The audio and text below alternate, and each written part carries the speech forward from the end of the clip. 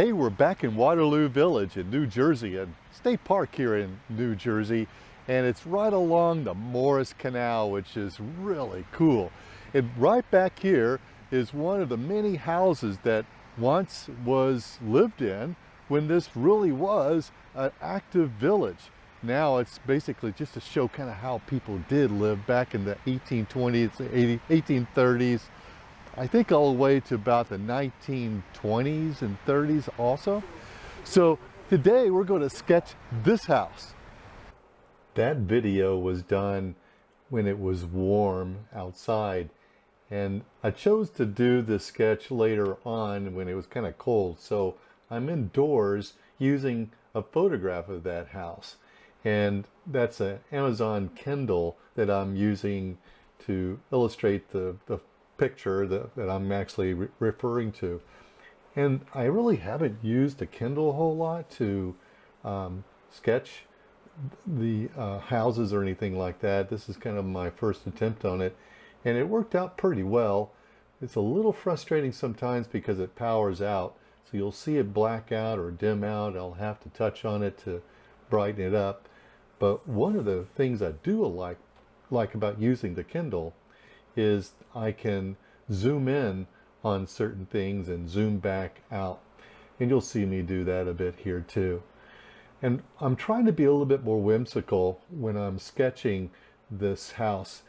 As an architect, I want to make everything parallel and kind of photorealistic, but I purposely made the vertical lines skew out, such as right there with the brown going out from the bottom, going out and splaying out and as it goes up higher, and then splaying out a bit on the right side too. My plan is to border the picture with these two trees, kind of like bookends. And my focal point on this is intended to be the top of that tower in the middle. So as this sketch is progressing, it will get darker and darker. See there how the Kindle kind of goes out. So I'm just kind of doing the painting and I just forget about it, but I will have to go back and refer to it, to the picture, to see kind of what's going on.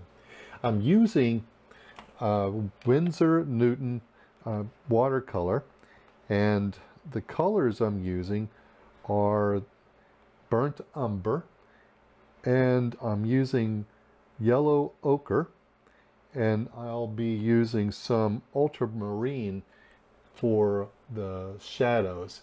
And that's what you see on the side of those trees and a little bit here and there on the tower.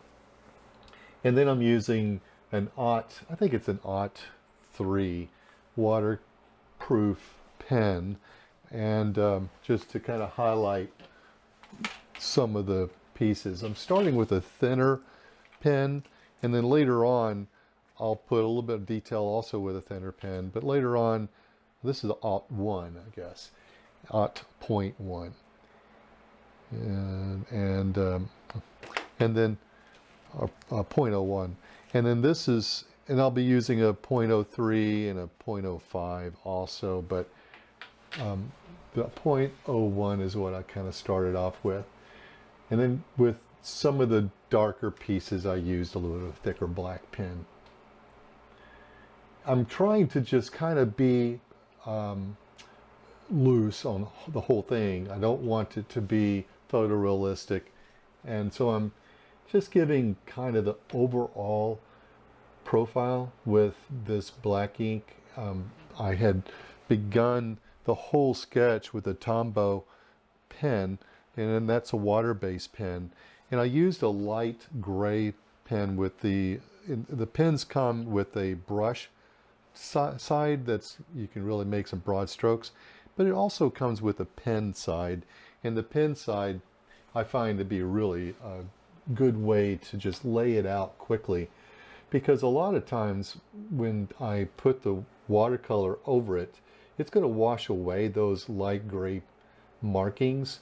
If I were to use a pencil, I would always see the pencil lines unless I erased it. And it's really hard to erase pencil, especially when there is watercolor over it. I'm using some hatching with this pen to give some depth and some shade and shadows, and trying to be careful not to overdo it with the pen to where I'm being too literal. So I'm just drawing some of the shingles right there, just a kind of a squiggly line, almost parallel to the eave and the ridge of the roof. And the trees, a little bit of the outline of the trunk and the branches. I'll go back and put some texture as I'm doing there for the bark of the trees. A little splatter with the watercolor to kind of give it a little bit of interest and fun flair.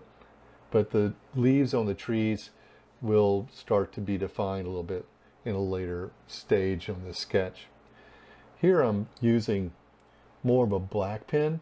This is kind of the first time I've actually used a roller ball on this, which is kind of cool. It's a very black pen, kind of a bolder statement. And there I'm filling up some of the windows with black, but not all the windows, because there's clouds going above me in this picture, and some of the sun will glare in and reflect in and some won't. You can see there on the Kindle, I just kind of zoomed in a bit so I can kind of see the details. There's some nice dental work along the flat roof of this front porch that I wanted to capture, and that's a cool thing about the Kindle, is I can kind of zoom in to see what details I want to capture on this sketch. Some of them I just kind of blow off. Now I'm looking at an Ian drawing, and what I'm inspired about is how he does his trees. And so I wanted to kind of capture some of his style and do those trees also. And that's why you saw me opening that book, to kind of show me kind of an example to follow. I strongly recommend you checking out Ian Fennelly's work. He's got some books out. He's also has some workshops online. I've taken a few. It's really helped me. I'll give you a link down below if you're interested in checking that out. It's called Urban Sketch Course, and he travels all around the world and sketches all kinds of things, and he's a very good teacher. Actually, he's not only an artist, but he was kind of, in his past profession, he was a teacher of art. So I've learned quite a bit from him, and I encourage you to check that out too. So there I'm using more of a fatter black felt tip, just to kind of give some pop to some of the windows and some of the edges.